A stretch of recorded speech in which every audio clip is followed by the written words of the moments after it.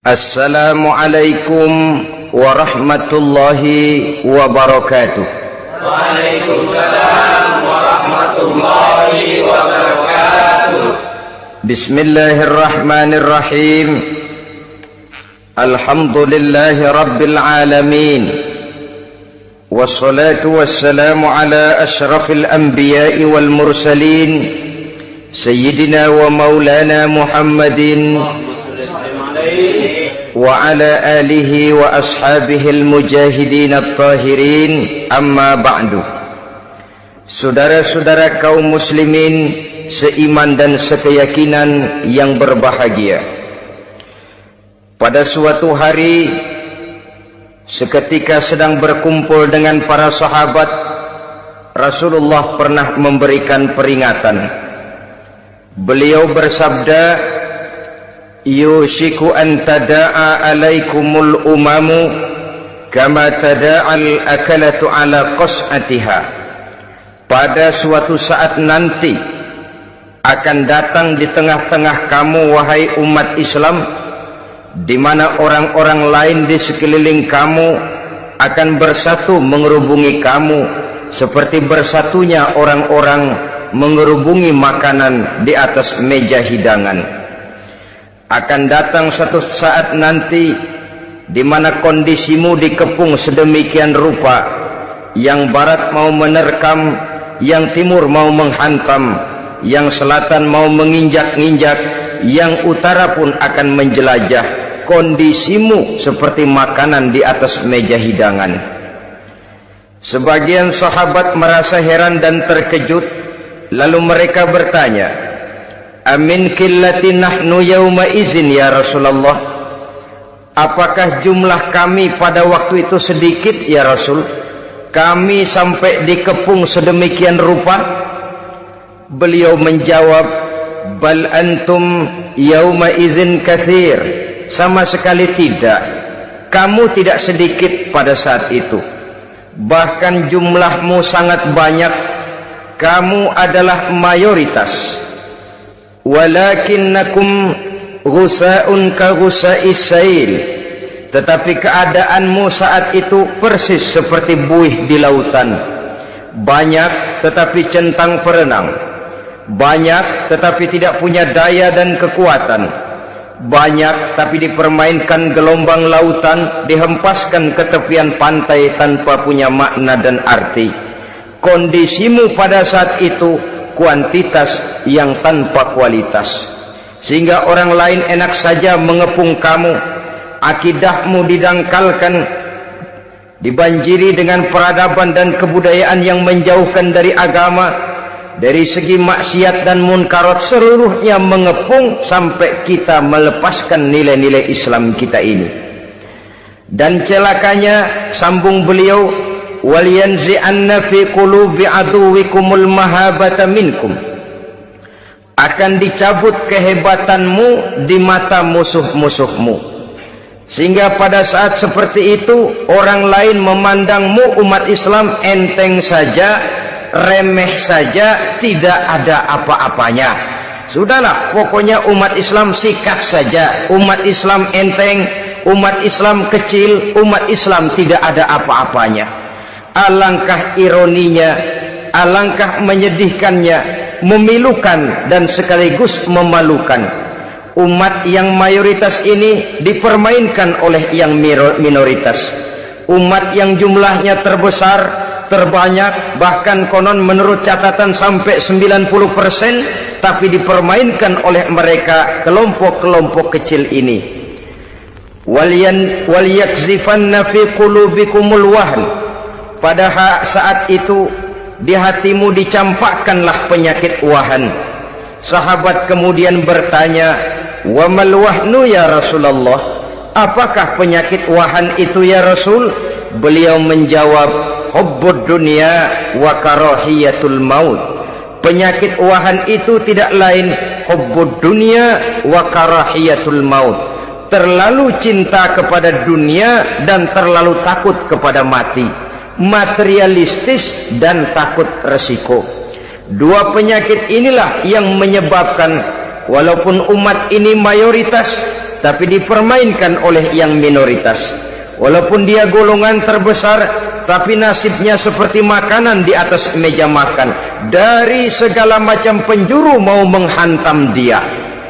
Saudara-saudara kaum muslimin yang berbahagia, ini merupakan analisa sosial bahwa pada suatu saat nanti akan terjadi di tengah-tengah umat di mana kita dihantam dan diserbu dari segala macam penjuru. Akidah didangkalkan, peradaban dan kebudayaan dirusak, makanan dan minuman diracuni, pakaian ditelanjangi dan lain sebagainya, sampai kita melepaskan nilai Islam yang kita cintai ini. Kondisi sosial ini satu saat akan datang kepada kita. Demikian analisa dan peringatan dari Rasulullah sallallahu alaihi wasallam.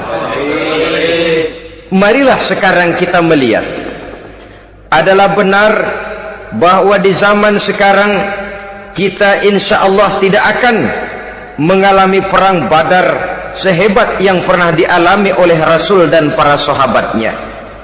Tetapi sesungguhnya perang yang kita hadapi di zaman sekarang ini tidak kalah hebatnya dengan perang Badar, tidak kurang dahsyatnya dengan perang Uhud, tidak kurang ngerinya dari perang Khandaq. Hanya saja yang kita hadapi sekarang ini bukan ujung pedang, bukan ujung tombak, bukan ujung panah. Yang kita hadapi sekarang ini adalah perang akidah, perang ideologi, perang mempertahankan keyakinan. Yang kalau kita kalah sekarang, kita memang masih beragama, tetapi anak kita, cucu kita, generasi yang akan hidup 5, 10, 20, 30 tahun yang akan datang, wallahu a'lam bissawab. Islam, saudara-saudaraku, tidak mungkin hilang dari dunia, tetapi tidak mustahil Islam gulung tikar dari desa kita. Tidak mustahil Islam gulung tikar dari kampung dan kota kita, jikalau kita tidak menjaganya, jikalau kita tidak memeliharanya, bahkan jikalau kita tidak mewariskannya kepada anak-anak kita, generasi yang akan datang. Marilah kita mengingat sejenak bagaimana Islam di Spanyol yang pernah jaya, pernah mewarnai daratan Eropa, dan yang sekarang hanya sekedar tinggal ceritanya saja. Ini pernah diperingatkan oleh Rasul dalam satu hadis, sayati ala ummati zamanun la yabqal Islam illa ismun wala minal Quran illa rasmun. Akan datang satu masa di tengah umatku di mana pada masa itu Islam ada tapi hanya tinggal sekedar namanya saja, dan Quran pun ada tapi cuma sekedar tinggal tulisannya saja.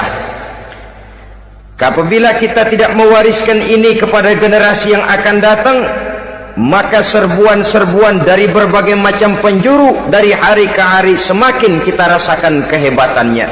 Tidak mustahil sejarah Spanyol akan terjadi di desa kita, akan terjadi di kampung kita, akan terjadi di kota kita. Orang Spanyol kalau mereka cerita kepada anaknya, mereka akan cerita, "Nak, di sini dulu ada masjid."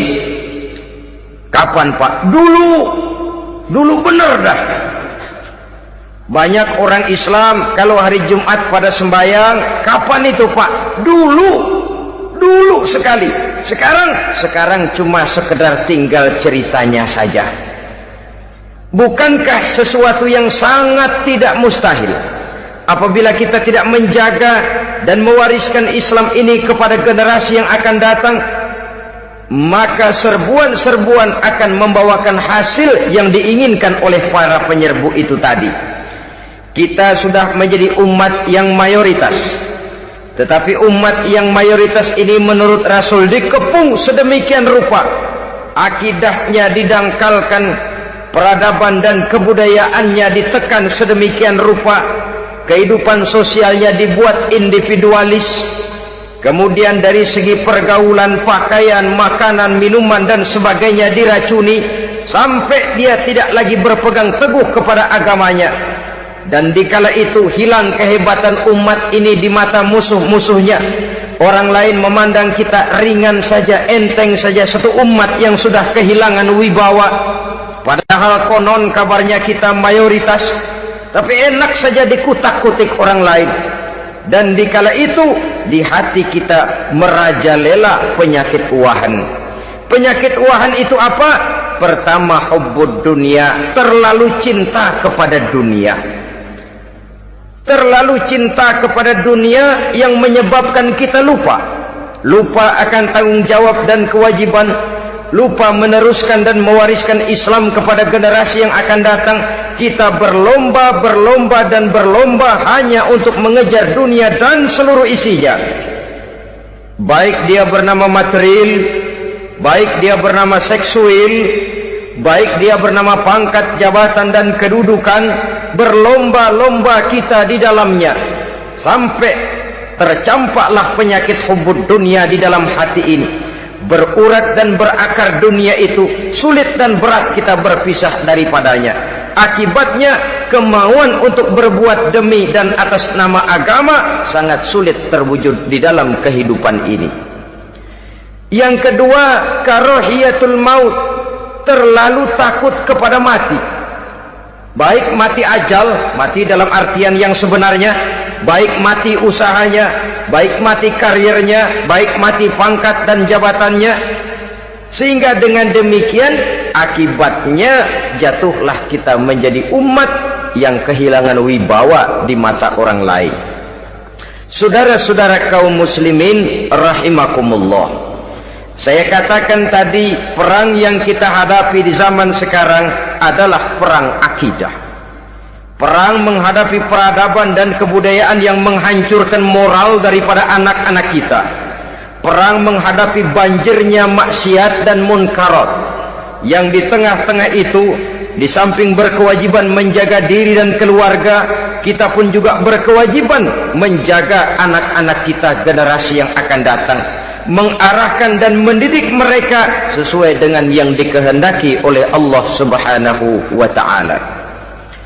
Oleh sebab itu, pada pertemuan kali ini yang akan saya bicarakan ialah bagaimana idealnya seorang muslim lebih dahulu memberikan pendidikan kepada anak-anaknya.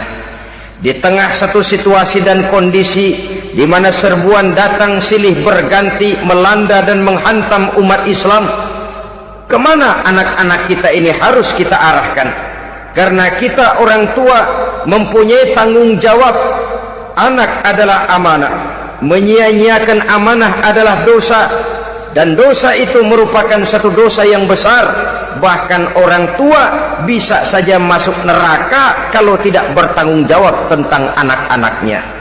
Satu riwayat menjelaskan, ada orang soleh, ngajinya cukup, sholatnya cukup, puasanya cukup, zakatnya cukup, di mana ada majelis taklim hadir, baca Quran hobi, fitnah orang tidak pernah. Di akhirat setelah disidang dia ternyata lebih banyak kebaikannya daripada kejahatannya, maka dia pun diperintahkan dan dipersilahkan masuk ke dalam surga. Giliran anaknya disidang, biang okem nih anak. Ditanya, siapa Tuhanmu? Tidak tahu.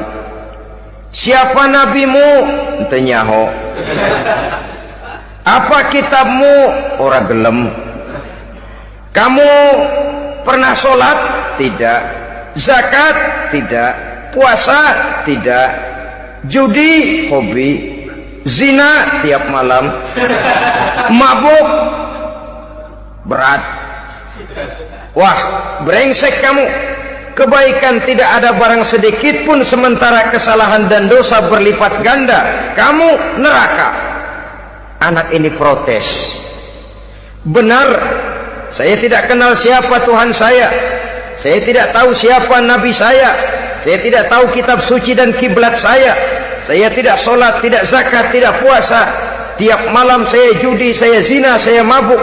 Tapi saya kerjakan semua itu karena saya tidak tahu dan orang tua saya tidak pernah memberitahu saya. Dia enak-enakan hadir di majelis taklim, saya nyekek botol, didiemin saja. dia enak-enakan baca Quran, saya zina, didiamkan saja. Saya bukan tidak mau, orang tua saya sama sekali tidak pernah mendidik saya, dia mau benar sendiri. Maka kalau sekarang saya harus masuk ke dalam neraka, saya menuntut agar orang tua saya ikut sama-sama bergabung dengan saya ke dalam neraka. Gara-gara dia tuh saya jadi begini. Orang tuamu yang mana? Tuh, yang barusan mau ke surga. Ini orang tua yang sudah mau berangkat ke surga dipanggil. Sebentar dulu mas. Ini benar anak kamu? Iya pak. Waktu di dunia kamu tidak pernah ajarin dia ngaji? Sampai dia tidak kenal Tuhannya, tidak kenal nabinya, tidak kenal kiblat dan kitab sucinya? Iya pak. Dia tidak sholat, kamu diamkan saja. Dia tidak puasa, tidak zakat, kamu bersikap masa bodoh. Bahkan dia judi, dia zina, dia mabuk, kamu pun berdiam diri saja. Iya pak. Tahukah kamu bahwa anak ini adalah amanah? Menyia-nyiakan amanah artinya khianat, dan khianat adalah dosa yang sangat besar. Kamu tidak bertanggung jawab, maka kamu, anakmu gabung ke dalam neraka. Saudara-saudara kaum muslimin rahimakumullah, itu sebabnya Allah pesan benar-benar, ya ayyuhalladzina amanu qu anfusakum wa ahlikum nara. Hai orang-orang yang beriman, jaga dirimu dan keluargamu, istri, anak, orang-orang yang menjadi tanggung jawab dan kewajiban kita, jaga dan pelihara mereka dari api neraka. Saudara-saudara kaum muslimin, lalu kalau kita orang-orang tua yang hidup di zaman sekarang ini sudah sering beristighfar, mengurut dada, melihat situasi, membaca peta keadaan, konon tantangan yang akan dihadapi oleh anak-anak kita 15, 20, 25 tahun yang akan datang jauh lebih berat dari apa yang kita hadapi sekarang ini. Maka adalah wajar jika kita sebagai orang tua yang cinta kepada agama, cinta kepada anak-anak kita, berpikir untuk mewariskan nilai-nilai yang luhur ini kepada anak-anak kita generasi yang akan datang. Bagaimana pada mulanya kita harus mendidik mereka? Mari kita telusuri apa yang dicontohkan oleh Al-Quranul Karim. Orang-orang tua bijaksana yang diceritakan dalam Al-Quran, kalau sudah berpikir tentang anak-anaknya generasi yang akan datang, pendidikan pertama yang diberikan kepada anaknya ternyata adalah persoalan akidah. Nabi Ibrahim, pertanyaan yang paling merisaukan beliau buat anak cucunya ialah ma ta'buduna min ba'di. Saudara bisa lihat surah Al-Baqarah ayat 133. Anak-anakku, kalau pada satu saat nanti aku, ayahmu ini sudah tidak ada lagi, meninggalkan kamu semua, meninggalkan kehidupan dunia ini, ma ta'buduna min ba'di, apa yang akan kamu sembah nak kalau ayah sudah tidak ada lagi? Jikalau ayahmu sekarang masih rajin ke masjid, melakukan rukuk dan sujud, i'tikaf dan membaca Quran, kalau satu saat ayahmu meninggalkan dunia ini, masihkah engkau mau ke dalam masjid? Masihkah engkau rukuk dan sujud? Masihkah engkau i'tikaf? Ma ta'buduna min ba'di, apa yang akan kamu sembah kalau aku ayahmu tidak ada lagi nak? Ditanamkan bukan hanya keyakinan bertauhid, sekaligus juga menyembah kepada Allah yang kita yakinkan dengan tauhid itu tadi. Bukankah berbeda dengan kita kebanyakan orang tua sekarang? Kita tidak pernah berpikir ma ta'buduna min ba'di, kalau bapak tidak ada kamu nyembah apa nak? Kita orang tua sekarang pagi-pagi malah berpikir ma ta'kuluna min ba'di, kalau bapak enggak ada kamu nanti makan apa nak? Bukan nyembah apa yang kita pertanyakan, bukan nyembah apa yang kita khawatirkan, makan apa nak? Maka yang dicari lalu sekolah-sekolah yang bonafit, yang tidak peduli apakah itu merusak imannya, mematikan akidahnya, menghancurkan keyakinannya. Yang penting ada jaminan hari depan bisa dapat lapangan kerja. Akibatnya berduyun-duyun orang-orang tua muslim menyekolahkan anaknya di sekolah-sekolah yang bukan Islam, yang nyata-nyata membahayakan akidahnya, dididik dengan kultur dan budaya yang bertentangan dengan nilai-nilai agamanya. Bukankah ini berarti merelakan anak untuk dikafirkan? Bukankah ini artinya menyerahkan anak untuk ditulis menurut selera para pendidik yang tidak sesuai dengan nilai akidah yang dimilikinya? Mengapa kita tidak berpikir seperti Nabi Ibrahim yang sebelum memberikan pendidikan kecerdasan, sebelum pendidikan matematika, IPS, PSPB dan disiplin ilmu lainnya, yang pertama ditanamkan, ma ta'buduna min ba'di, kalau ayahmu tidak ada, kamu menyembah apa nak? Menyembah Allah, apa nanti malah menyembah harta? Menyembah Allah, apa nanti malah mendewa-dewakan pangkat dan jabatan? Menyembah Allah, apa malah nanti menyembah alam? Itu yang dikhawatirkan Nabi Ibrahim kepada generasi yang akan datang. Dan itu saudara-saudara yang seharusnya mengkhawatirkan kita kepada anak-anak kita, generasi yang akan datang. Lihatlah serbuan akidah di zaman sekarang ini. Dimanfaatkan kemiskinan kita umat Islam. Diberikan kita tawaran berupa beras, pakaian, obat-obatan, kalau perlu beasiswa, asal bisa melepaskan keislaman kita ini. Bertahap, sedikit demi sedikit, step by step, shibran bi shibrin wa zira'an bi zira'in. Dan harus saya ingatkan, orang di zaman sekarang tidak mungkin menghantam Islam secara frontal. Tidak mungkin menghantam Islam terang-terangan, apalagi mengerahkan satuan militer. Tidak. Orang berhitung bagaimanapun kondisi dan kualitasnya umat Islam, mereka masih punya satu modal penting, fanatisme agama. Kalau ini disulut, api jihad segera berkobar, dan hanya maut yang bisa menghentikan orang yang dibakar dengan semangat jihad. Orang tahu itu. Betapa Uni Soviet kedodoran menghadapi mujahidin Afghanistan yang disulut oleh semangat jihad yang berkobar dengan persenjataan yang primitif ketimbang persenjataan Uni Soviet. Entoh mereka pantang surut mundur ke belakang. Jadi jangan mimpi bahwa orang mau menghantam Islam ini dengan melarang pengajian, meruntuhkan masjid, menyegel pondok pesantren. Tidak. Melarang orang sholat. Tidak. Kalau perlu masjid diperbanyak, musola diperbesar. Tapi bikin itu masjid seperti museum, besar, megah, mercusuar, tapi bikin seperti museum. Tempat orang kagum, tempat orang memuji, tapi sunyi dari nilai-nilai ibadah. Saudara-saudara kaum muslimin, untuk sampai kepada penghantaman akidah, jalan yang paling mudah dirintis sekarang ini secara bertahap dan sistematis, memisahkan umat Islam dari Islamnya. Biarkan mereka bernama muslim. Biarkan di atas kartu penduduknya tertulis agama Islam.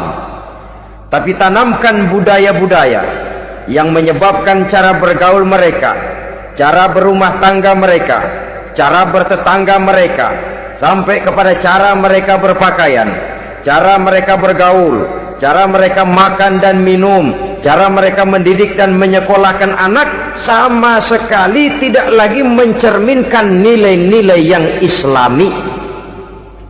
Itu sudah satu usaha yang paling praktis, memisahkan umat Islam dengan Islamnya.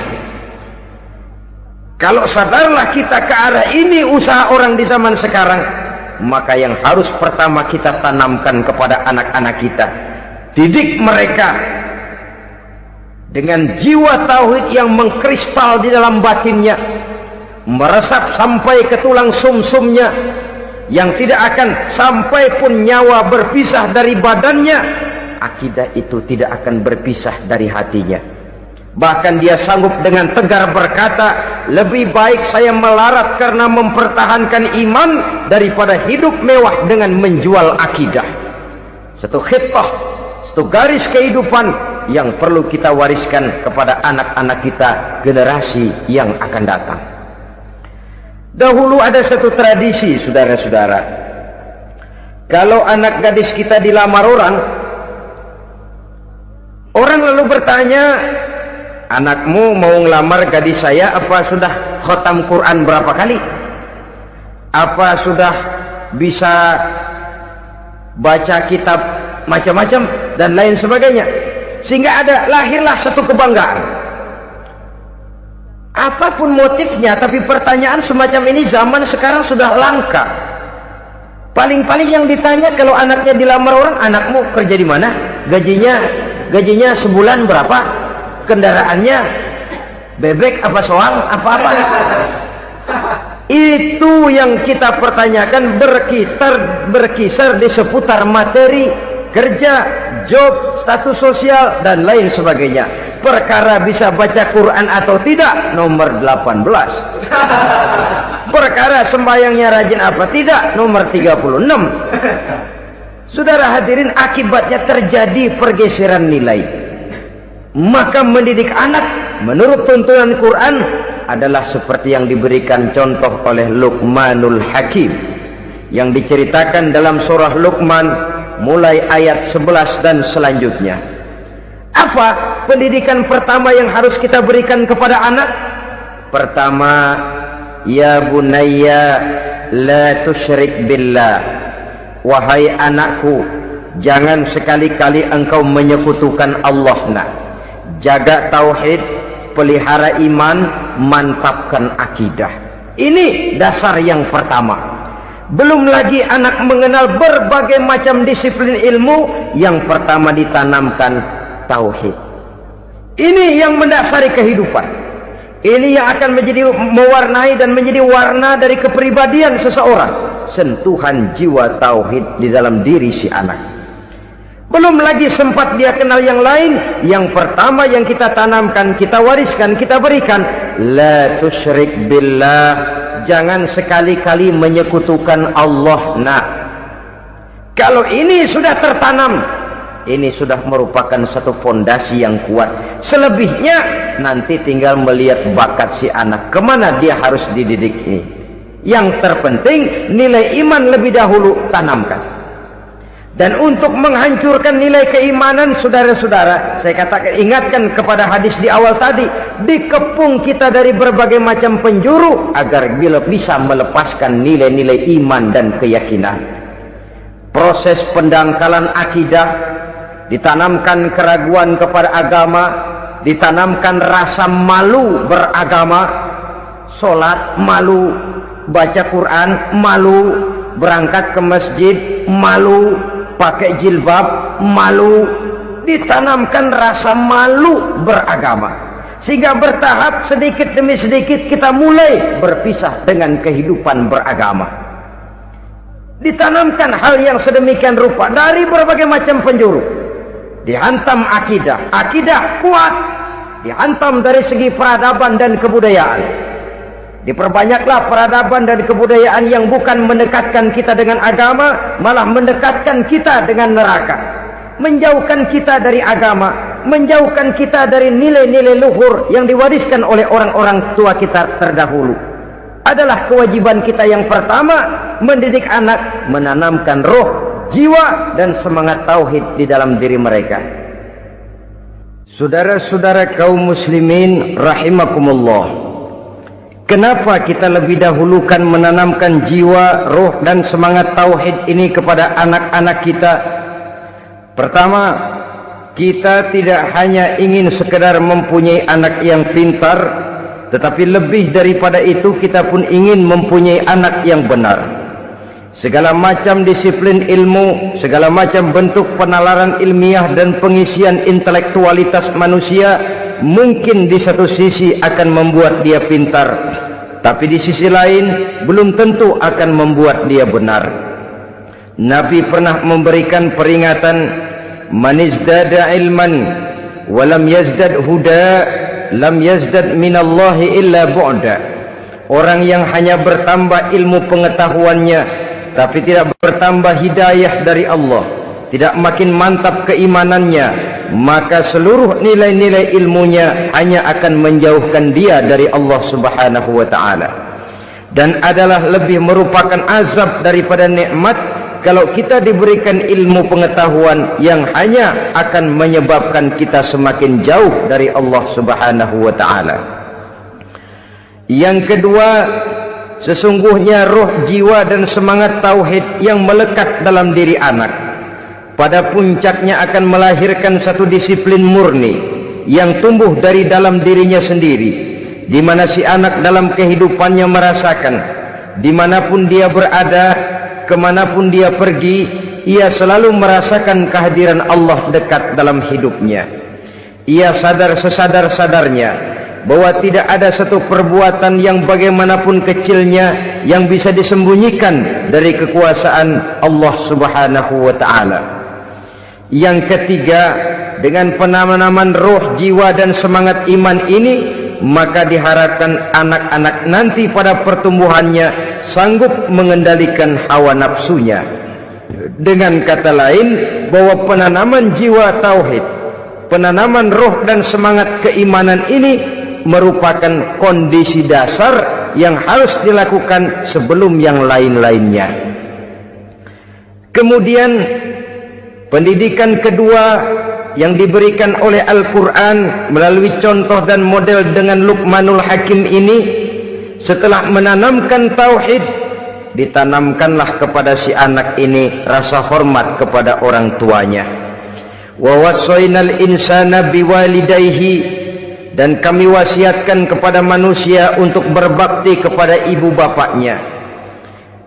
Hamalathu ummuhu wahnan ala wahnin, karena ibunya telah mengandungnya dengan kepayahan di atas kepayahan, maksudnya dengan kepayahan dan kelelahan yang berlipat ganda. Sehingga ketika Rasul ditanyakan orang, "Ya Rasul, siapa yang paling harus saya taati di dunia ini?" Beliau menjawab, "Ibumu." Kemudian, "Siapa lagi ya Rasul?" "Ibumu." Setelah itu, "Siapa lagi ya Rasul?"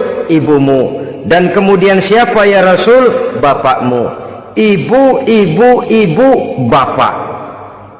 Bahkan al-jannatu tahta aqdamil ummahat, surga berada di bawah telapak kaki ibu. Bagaimana menanamkan rasa hormat kepada orang tua di hati anak? Tentu yang pertama, bagaimana orang tua bisa memberikan keteladanan. Marilah kita sebagai orang-orang tua ini menyadari bahwa sebelum anak kenal sekolah dasar, sebelum anak kenal TK, ibtidaiyah, sanawiyah sampai kepada perguruan tingginya, yang pertama dia kenal adalah lingkungan rumah tangganya, gurunya adalah ibu bapaknya. Di sini berlakulah apa yang dinamakan keteladanan.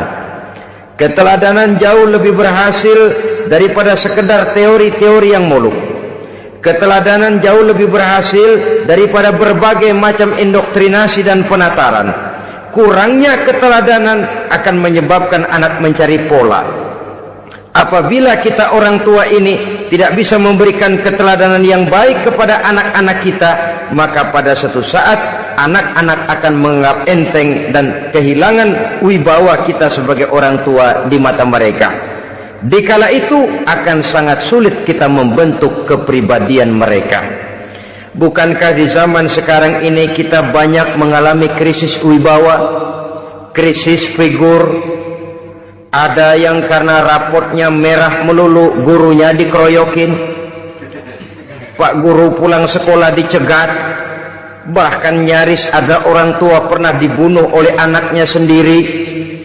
Dan lain sebagainya, kasus-kasus yang sebenarnya tidak perlu terjadi, karena memang bukan saja bertentangan dengan nilai budaya kita sebagai bangsa, tapi juga bertentangan dengan ajaran agama kita sendiri. Krisis wibawa, krisis figur, yang juga akibatnya harus kita sadari banyak faktor yang membentuk kepribadian anak. Pergaulannya, yang dibacanya, yang ditontonnya, yang disaksikannya di dalam kehidupan. Benar kita menyekolahkan mereka, tapi berapa jam mereka di sekolah? 6 jam, 7 jam paling lama. Sedangkan mereka hidup satu hari satu malam 24 jam. Kalau cuma 7 jam di sekolah, ini berarti lebih banyak dia di luar sekolah. Dan di luar sekolah itu artinya ya rumah tangganya, ya temannya, ya lingkungan di mana dia tinggal, yang seluruhnya sangat besar pengaruhnya dalam ikut membentuk kepribadian anak-anak kita. Saya katakan tadi, di samping kita menghadapi perang akidah, kita pun berhadapan di dalam perang menghadapi peradaban dan kebudayaan yang bukan saja menjauhkan kita dari agama, tetapi sanggup menghancurkan moral daripada anak-anak kita. Secara pribadi, saudara-saudara, saya iri, saya kagum misalnya dengan kemajuan yang diperoleh oleh negara tetangga kita, Jepang misalnya. Padahal tahun 45 ia pun hancur lebur oleh meledaknya atom di Hiroshima dan Nagasaki. Tapi bagai satu tenaga raksasa kemudian Jepang bangkit menjadi satu negara superpower di Asia. Bahkan gurunya saja Amerika sekarang ini kewalahan menghadapi perang dagang dengan Jepang ini. Dan yang menarik, Jepang bisa maju dan modern dengan tetap menjadi Jepang, tanpa harus kehilangan identitasnya sebagai satu bangsa, tanpa harus kehilangan kepribadiannya sebagai satu bangsa. Sebagai negara yang sedang berkembang, kita sering latah. Kita ingin meniru Barat, tapi bukan teknologinya, westernisasinya yang kita tiru. Bukan isinya, kulitnya yang kita ambil. Akibatnya apa? Modernnya belum, orangnya sudah Barat.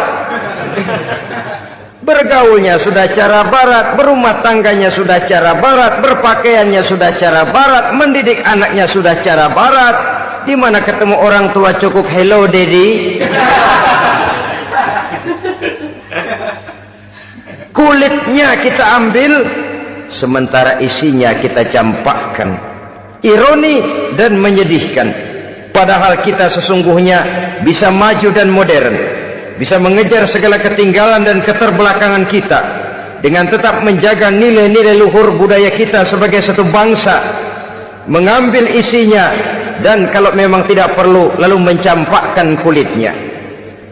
Pengaruh peradaban dan kebudayaan yang menghancurkan moral daripada anak-anak kita oleh pesatnya arus teknologi, oleh pesatnya arus komunikasi, di mana hal-hal yang terjadi di belahan dunia lain dapat kita saksikan hari ini juga melalui layar televisi.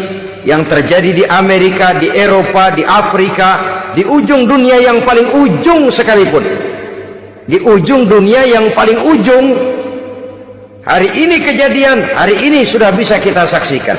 Pesatnya arus komunikasi kalau jatuh ke tangan anak-anak kita yang belum mempunyai filter daya saring positif, akan dicerna oleh mereka tanpa memilah dan memilih. Akibatnya orang kampung bilang kelolodan. Makan nggak dikunyah lagi, tentu saja akhirnya kelolodan, dan kalau sudah kelolodan menyusahkan kita seluruhnya. Oleh karena itu budaya menghormati orang tua perlu dijaga, perlu dipelihara dan diwariskan kepada anak-anak kita. Tali silaturahmi sehingga ada respeknya kepada orang tuanya. Jangan bapaknya dianggap CS, ibunya dianggap CS, kakeknya dianggap CS. Hilang rasa respek, hilang rasa menghormati. Sementara orang tua sendiri tidak bisa memberikan keteladanan, kurang mendapat perhatian dan lain sebagainya. Apalagi kalau baik ibu maupun bapak adalah orang-orang karier yang setiap hari sibuk menghadapi tugas masing-masing. Bapak sibuk rapat, pindah kantor sana kantor sini, ibu sibuk arisan, besarlah anak-anak di tangan pembantu dan lain sebagainya, sehingga dia merasa kurang mendapat perhatian, dan ini akan ikut membentuk warna dari kepribadian yang dimilikinya.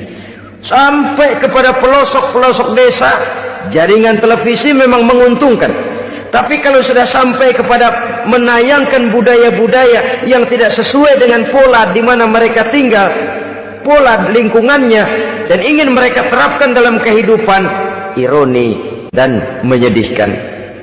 Maka sering dikatakan, jikalau ABRI masuk desa, rakyat beruntung. Jikalau listrik masuk desa, rumah jadi terang. Jikalau koran masuk desa, rakyat jadi cerdas. Jikalau hakim masuk desa, rakyat lalu sadar hukum. Tapi jikalau maksiat dan munkarat masuk desa, minuman keras masuk desa, judi masuk desa, pelacuran masuk desa, rakyat tentu kiamat. Dan kita harus punya budaya untuk memilah dan memilih, mempunyai filter untuk jadi daya saring positif. Oleh karena itu, saudara-saudara, tahap kedua setelah menanamkan jiwa tauhid kepada anak, tanamkan rasa hormat kepada orang tuanya. Orang tua itu ibu bapaknya, orang tua itu guru-gurunya yang mengajarkan dia, atau yang dianggap tua yang lebih senior dari dia. Karena tidak ada satu peradaban yang berdiri sendiri. Bagaimanapun maju dan modernnya kita sekarang, tentu merupakan mata rantai yang berkaitan dari generasi terdahulu. Ini yang kedua. Setelah tauhid, berbakti kepada ibu dan bapak. Tidak ada satu kebahagiaan yang bisa ditegakkan di dunia ini tanpa doa, tanpa restu daripada ibu dan bapak. Ini keramat hidup. Doanya dikabul Allah dan kutuknya juga dikabul oleh Allah Subhanahu wa ta'ala. Jadi mendidik anak setelah menanamkan jiwa tauhid, menanamkan rasa hormat dan taat berbakti kepada ibu bapaknya. Itu yang kedua.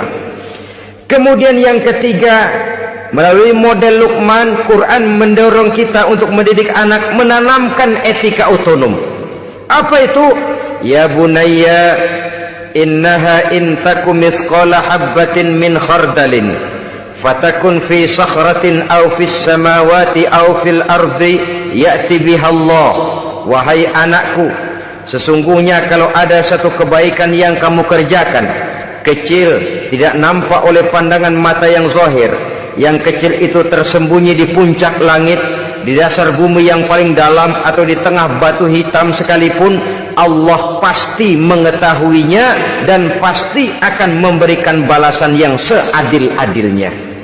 Pendidikan apa ini? Pendidikan moral, menanamkan etika otonom. Nah, kau berbuat baik jangan karena dilihat orang. Kau tidak mau melakukan kejahatan jangan cuma karena ada polisi. Kalau ada polisi kau tidak mau jahat, kucing juga begitu. Coba lihat kucing, taruh ikan asin di piring kaleng, tongkrongin, aduh kucing kalem, sopan, tenang. Sedikit kita lengah, habis ikan digarap. Tapi ditanamkan satu kesadaran, kemanapun kau pergi, nak, apapun yang kau kerjakan, tersembunyi di tengah batu, di dasar bumi, di puncak langit, Allah pasti tahu. Dalam bahasa yang ringan, nak, kita ini diawasi oleh dua hiperkomputer yang maha sensitif. Produksi langit, mereknya Rokib dan Atid. Itu komputer yang sangat peka dan sensitif. Jangankan kita berbuat, kita berniat baik saja, komputer sudah nyatat sendiri. Inilah yang orang sekarang namakan waskat, nah, pengawasan malaikat. Kalau hidup sudah merasa diawasi oleh malaikat, waskat berhasil. Tapi kalau waskat sudah diawasi malah nekat, itu yang gagal. Atau yang diawasi dan yang mengawasi sama-sama sepakat, nah, itu juga bisa cincai. Saudara-saudara kaum muslimin rahimakumullah, waskat dalam pengertian kita muslim, bagaimana hidup ini merasakan diawasi oleh malaikat. Intelektualitas yang tinggi sekalipun, IQ yang nilainya plus sekalipun, disiplin ilmu yang bagaimanapun banyak yang memenuhi benak kita, tanpa diiringi oleh etika otonom, orang sering mencari celah dan kesempatan. mencari celah dan kesempatan. Tapi kalau sudah merasa kemanapun saya pergi, dimanapun saya berada, kebaikan bagaimanapun sekecilnya saya lakukan, toh Allah pasti akan memberikan balasan. In khairan fa khairun, wa in syarran fa syarrun. Jikalau baik, baik balasan yang kita terima. Jikalau jahat, jahat kejahatan yang kita terima. Kalau sudah ke arah ini kita berpikir, maka sesungguhnya kalau kita berbuat baik kepada orang lain, hakikatnya kita sudah berbuat baik kepada diri kita sendiri. Lalu tidak ada merasa rugi berbuat baik kepada orang, karena manakala dia melakukan kebaikan kepada orang lain, artinya dia sudah berbuat baik untuk dirinya sendiri. Jadi setelah tauhid, kemudian berbakti kepada ibu bapak, yang ketiga baru pendidikan tentang akhlak, tentang moral. Pola ini yang sering terlupakan oleh kita, bahwa bagi kita itu pendidikan tidak lain upaya mencerdaskan otak anak.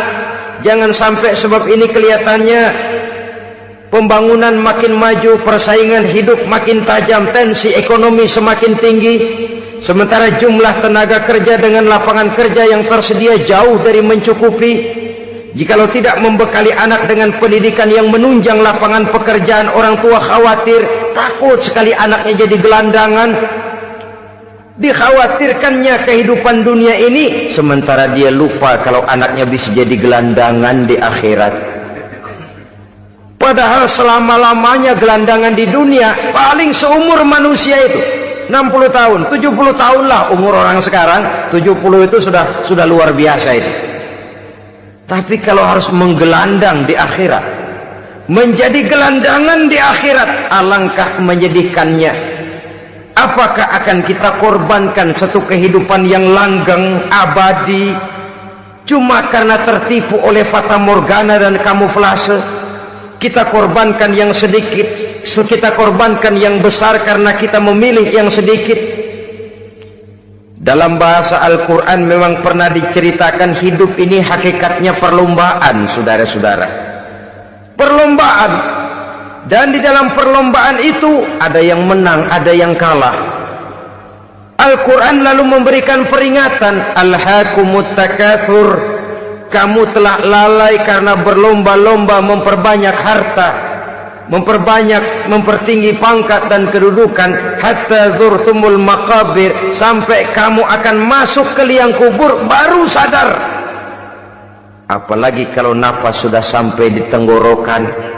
Persis Fir'aun sudah tenggelam di lautan merah, mau mampus, baru dalam sekaratnya amantu bi Rabbi Musa wa Harun. Kalau begini caranya, saya juga percaya kepada Tuhan Musa dan Harun, percaya kepada Allah. Sudah mau mati, baru amantu bi Rabbi Musa, kami percaya kepada Tuhan Nabi Musa, kata Fir'aun. Malaikat maut kesal benar, dilelepin terus di laut, mampus terus sekalian. Hidup ini memang kita berlomba, berlomba dengan waktu, berlomba dengan umur, berlomba dengan tenaga, berlomba dengan tetangga. Yang jangankan kita sampai mundur, berhenti saja sejenak, kita akan ditinggalkan oleh yang lain. Tiada kata mundur, bahkan tiada kata berhenti. Sekali kita melangkah, melangkahlah terus. Tapi berlombalah seperti yang dikehendaki Quran, fastabiqul khairat, berlomba-lombalah di dalam kebajikan. Jangan berlomba-lomba di dalam kemaksiatan, kemunkaran, kejahatan. Berlombalah dalam urusan kebaikan. Saudara-saudara kaum muslimin rahimakumullah, tauhid, berbakti kepada ibu bapa, kemudian pendidikan tentang moral. Apabila pendidikan tentang moral sudah tertanam, barulah lihat bakat si anak. Kemana bakatnya? Anak saya kelihatannya dari kecil demennya main bedil-bedilan saja. Abri kali itu. Kirim ke Magelang, masukkan akabri. Tapi dengan syarat 3 itu tadi. Iman sudah tertanam, rasa bakti kepada ibu bapak sudah ada, dan punya nilai moral. Sehingga boleh jadi nanti dia menjadi jenderal yang beriman, yang berbakti kepada ibu bapaknya, dan punya moral yang tinggi. Kan lebih baik rakyat rendah tapi akhlaknya tinggi daripada pejabat tinggi tapi moralnya rendah. Jauh lebih baik rakyat rendah punya moral tinggi ketimbang pejabat tinggi punya moral rendah. Nilai moral ini yang jadi ukuran dan barometer di masyarakat. Yang ini yang sering kita lupakan, bahwa kehancuran satu bangsa dimanapun di dunia ini selalu dimulai dengan kehancuran moral daripada bangsa itu sendiri. Sekarang membina nilai moral ini berat. Gadis kita, remaja, putri diberikan pakaian jilbab, mungkin dia sendiri masih setengah-setengah, ditambah lagi oleh ledekan temennya. Jilbab lah kuno, bau sorga lah, bau masjid lah, bau menyan lah. Ditanamkan rasa malu untuk hidup dekat dengan agama. Kalau moral semacam ini sudah tertanam, sedikit demi sedikit kita mulai mengucapkan selamat tinggal kepada agama. Dan kemalangan apa yang lebih malang kalau kita sudah jauh dari agama ini? Bukankah Islam telah menyelamatkan manusia dari penyakit jahiliyah dan membawanya kepada satu kehidupan yang maju dan modern? Kalau kita tinggalkan Islam ini, bukankah artinya kita akan kembali kepada satu zaman jahiliyah? Hanya saja jahiliyah itu berada di abad modern. Versinya tentu lebih modern. Kalau zaman jahiliyah dulu mabuknya pakai arak, zaman sekarang sudah macam-macam orang bisa mabuk. Kalau zaman jahiliyah dulu anak perempuan dikubur hidup-hidup, zaman sekarang kadang-kadang belum sempat lahir ke dunia, malah sudah dibunuh lebih dahulu. Versinya saja yang berbeda. Kalau di zaman jahiliyah dahulu manusia menyembah batu yang bernama Latta, Uzza, Manat dan Hubal, di zaman jahiliyah modern sekarang ini orang sering menyembah kepala bagiannya, sering menyembah atasannya, sering menyembah komputer, sering menyembah teknologi modern yang lebih diyakininya daripada Allah sebagai keyakinan sentral di dalam hidupnya. Saudara-saudara kaum muslimin rahimakumullah. Jadi yang ketiga, nilai moral yang ditanamkan kepada anak-anak kita supaya dia bisa menghadapi tantangan-tantangan hidup yang semakin berat ini dengan tetap berpegang teguh kepada nilai-nilai moral yang diwarnai oleh jiwa keimanannya yang bersumber dari ajaran agamanya. 3. Kemudian yang keempat, barulah tatanan kehidupan sehari-hari. Apa kata Luqman? Ya bunayya aqimis sholah. Setelah bertauhid, berbakti kepada ibu bapa, punya nilai moral. Ya bunayya aqimis sholah, nak dirikan sholat. Rumah tangga muslim, anak berumur 7 tahun sudah berani meninggalkan sholat, kata Nabi, pukul. Bukan untuk menyakiti, untuk mendidik, karena sayang kepada anak. Saudara-saudara, kita khawatir betul kepada anak. Kalau dia pulang dari sekolah, buru-buru kita sebagai orang tua bertanya, sudah makan nak? Sudah istirahat nak? Tapi jarang kita sebagai orang tua melontarkan, sudah sholat nak? Bahkan kita bisa memberikan sugesti kepada anak. Nah, kalau kau naik kelas 1 sampai naik ke kelas 2, bapak beliin sepeda. Tamat SD nak, motor. Tamat SMP nak, ke Bali kita. Tamat SMA nak, Singapura. Saudara-saudara, tapi kalau untuk urusan sholat misalnya, kita tidak pernah memberikan sugesti kepada anak-anak kita. Nah, kalau kau hafal Fatihah lengkap dengan artinya, bapak beliin sepatu. Nah, kalau kau bisa sholat dengan baik, cukup syarat rukunnya, bapak beliin sepeda. Ada rangsangan, ada sugesti yang membuat anak lebih tergerak untuk hidup dalam suasana keagamaan. Ya bunayya aqimis sholah, nak dirikan sholat. Sebab ini sandaran vertikal yang paling langsung antara manusia dengan Tuhannya. Menyadari bahwa sepanjang yang bisa dilakukan oleh manusia hanyalah berusaha, dan kepastian sepenuhnya ada di tangan Allah. Dengan sholat kepribadianmu diperteguh, dengan sholat sandaran vertikalmu kepada Allah diperkuat. Dan pada waktunya nanti Al-Quran memberikan bimbingan, hendaklah minta tolong kepada Allah dengan sabar dan tetap mendirikan solat. Ya bunayya aqimis solat. Setelah itu wa'mur bil ma'rufi wanha 'anil munkar. Tegaklah membina yang ma'ruf, tegaklah mencegah yang munkar. Ini sikap hidup sudah. Solat tadi tugas hidup. Lalu sikap hidup tampil di tengah masyarakat, membina yang ma'ruf, mencegah yang munkar sesuai dengan kesanggupan masing-masing. Bukankah setiap kita kepingin punya anak yang bermanfaat, setidaknya bagi keluarganya, syukur kalau bisa bagi lingkungannya, bagi masyarakat, bangsa dan negaranya. Dan satu di antara tanda orang yang bermanfaat, kalau dia bisa hidup menjadi penganjur yang ma'ruf dan pencegah yang munkar. Dan itu kalau tidak ada hidayah, sulit orang mau melaksanakan itu. Sebab apa? Ada kecenderungan belakangan ini di mana agama dianggap urusan pribadi. Sehingga orang lalu sering bilang, jangan bawa-bawa agama dah, itu kan bukan urusan agama. Ini sudah ciri berpikirnya sekuler. Jangan bawa-bawa agama. Agama urusan pribadi, artinya orang mau sholat mau enggak, jangan bilang apa-apa dah, urusan dia sendirian. Dia mau puasa dia enggak, merdeka saja, urusan pribadi. Agama bukan persoalan pribadi. Apalagi jika sudah menyangkut amar ma'ruf dan nahi munkar, siap menegakkan yang baik, mencegah yang munkar, untuk tegaknya satu masyarakat yang diwarnai oleh kebaikan dan terhindar dari segala macam kejahatan. Dan terus ayat-ayat selanjutnya mencerminkan sikap hidup.